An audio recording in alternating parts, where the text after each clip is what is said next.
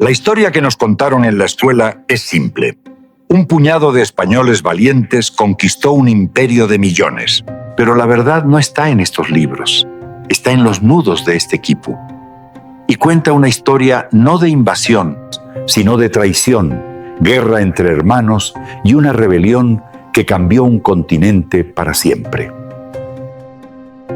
Para entender la verdad, debemos viajar a un imperio que, en apariencia, era el centro del mundo, el Tahuantinsuyo, un coloso de piedra y oro que se extendía por la columna vertebral de los Andes, conectado por una red de caminos que desafiaba al mismísimo Imperio Romano. En su cúspide, el Zapa Inca Huayna Cápac gobernaba sobre millones con una autoridad divina. Pero un enemigo invisible y silencioso, mucho más letal que el acero español, ya se movía por las venas de su imperio: la viruela. La plaga llegó antes que los barcos, y se cobró la vida no solo del gran emperador, sino también de su heredero al trono, dejando al imperio más poderoso de América decapitado, huérfano y a la deriva en un mar de incertidumbre.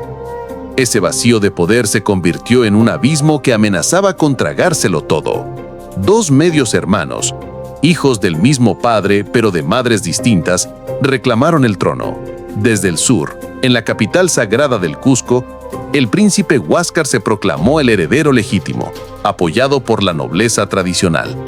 Pero desde el norte, en la ciudad de Quito, se levantaba su hermano Atahualpa, un general brillante, carismático y curtido en batalla, adorado por el ejército más poderoso del imperio. La tensión entre el poder legítimo y el poder militar partió el mapa en dos, y ambos hermanos sabían que el Tahuantinsuyo no era lo suficientemente grande para dos soles. Lo que siguió no fue una disputa, fue un cataclismo. Una guerra civil de una brutalidad inimaginable. Cientos de miles de guerreros incas lucharon no contra extraños, sino contra sus propios hermanos en los valles y montañas del imperio. Atahualpa, un estratega implacable, avanzó desde el norte y en la batalla final, sus ejércitos capturaron a Huáscar y masacraron a casi toda su línea familiar en el Cusco para eliminar cualquier reclamo futuro. Para cuando los barcos de Francisco Pizarro asomaron en el horizonte, Atahualpa era el vencedor indiscutible, pero había ganado un imperio en cenizas, un reino dividido por el odio y un pueblo agotado por una guerra que lo había dejado fatalmente expuesto. Fue en este escenario de caos y resentimiento que desembarcaron Francisco Pizarro y sus 160 hombres. La historia tradicional los pinta como semidioses, figuras imponentes que aterrorizaron a un continente. La realidad era mucho más precaria.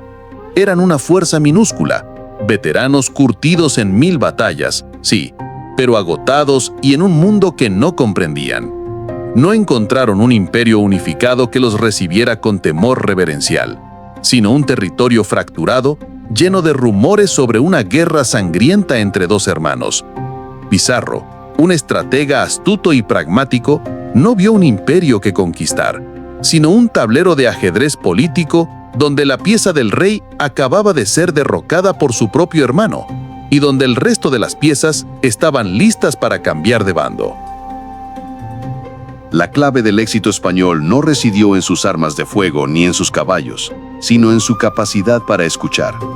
Al adentrarse en el territorio, no solo encontraron a seguidores del derrotado Huáscar, sino a naciones enteras que habían sido brutalmente sometidas por el imperio inca. Pueblos como los Chachapoyas, los Huancas o los Cañaris no veían a los incas del Cusco como sus compatriotas, sino como sus tiranos.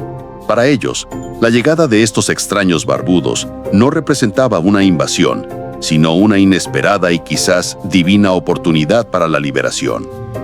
Vieron en el acero español no una amenaza, sino el arma que necesitaban para su propia rebelión. El encuentro entre Pizarro y los curacas de estas naciones sometidas fue el verdadero punto de inflexión. No fue una reunión de rendición, fue una negociación entre estrategas. Los españoles ofrecían su avanzada tecnología militar, el hierro, los caballos que causaban pánico y la pólvora. Los curacas, a cambio, ofrecían algo mucho más valioso: miles de guerreros experimentados, conocimiento del terreno, rutas secretas, provisiones y, sobre todo, una inteligencia militar precisa sobre las debilidades del ejército de Atahualpa. Se forjó una alianza, una coalición de decenas de miles de guerreros indígenas con un objetivo común: la caída del Cusco. Los 160 españoles se convirtieron en la punta de lanza de un ejército de liberación indígena. Con esta nueva y masiva fuerza de su lado, Pizarro se atrevió a hacer lo impensable: marchar hacia el corazón de los Andes para encontrarse con el emperador. Atahualpa, recién coronado y embriagado por su victoria sobre su hermano, sabía de la llegada de los extranjeros, pero lo subestimó con una arrogancia que le costaría el imperio. Para él, eran una simple banda de bandidos exóticos, una curiosidad que podía aplastar cuando quisiera. Confiado en sus 20,000 soldados de élite, invitó a Pizarro a la ciudad de Cajamarca, no para una batalla, sino para una demostración de su poder absoluto. La plaza de Cajamarca estaba preparada para una exhibición de poder, pero no la de Atahualpa. Pizarro, entendiendo la psicología de su oponente, preparó la emboscada más audaz de la historia. Escondió a sus hombres, su artillería y su caballería en los edificios que rodeaban la plaza vacía. Cuando Atahualpa entró en su litera de oro, rodeado de una corte ceremonial y no de su ejército principal, cayó directamente en la trampa. El estruendo de un cañón, el ataque sorpresa de la caballería y la ferocidad de hombres que luchaban por sus vidas crearon un caos psicológico que paralizó a la escolta inca. En cuestión de minutos, el divino emperador, el Hijo del Sol, era un prisionero. El imperio no había sido conquistado, acababa de ser decapitado. Con Atahualpa capturado, el tablero de ajedrez quedaba abierto. Pizarro entonces ejecutó el movimiento más audaz de todos: la marcha sobre Cusco, el corazón sagrado del imperio. La historia nos vende la imagen de un puñado de españoles aventurándose solos en territorio enemigo. La realidad fue muy distinta. La pequeña fuerza de Pizarro no era más que la vanguardia de un ejército inmenso, una legión de decenas de miles de guerreros chachapoyas, huancas y de otras naciones que marchaban a su lado no como sirvientes, sino como aliados sedientos de justicia. No era una invasión española, era el avance del Ejército de Liberación del Norte, la culminación de la guerra civil, con los hombres de Castilla actuando como una fuerza de élite decisiva en una guerra que no era suya. La batalla por Cusco fue la última y la más sangrienta de la guerra civil inca. En los valles que rodeaban la capital dorada, no lucharon españoles contra incas. Lucharon los ejércitos del norte leales a capturado Atahualpa contra la inmensa coalición de rebeldes del sur, ahora reforzados y estratégicamente dirigidos por los españoles. El estruendo de los cañones se mezcló con el grito de guerra de miles de indígenas que luchaban por destruir el poder que los había oprimido. Cuando finalmente las murallas de la gran capital cayeron, no cayeron ante España, cayeron ante una masiva rebelión interna que encontró en Pizarro y sus hombres el catalizador que necesitaba para su victoria final. Como ven, la caída del Tahuantinsuyo no fue la hazaña de 160 hombres ni un milagro divino. Fue el resultado de una tormenta perfecta, una plaga mortal y una brutal guerra entre hermanos. Los españoles no conquistaron un imperio unido. Fueron la pieza clave en el jaque-mate final. Llegaron a un reino que se desmoronaba. La verdadera conquista no la escribió un solo extranjero. Se escribió con el odio, la estrategia y con el gran deseo de libertad de su propia gente. Y ahora, la pregunta más importante es para ti.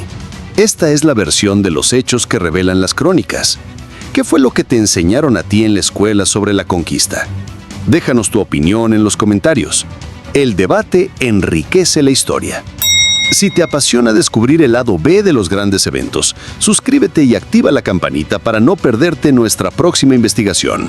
Tu like es fundamental para que este debate histórico llegue a más personas.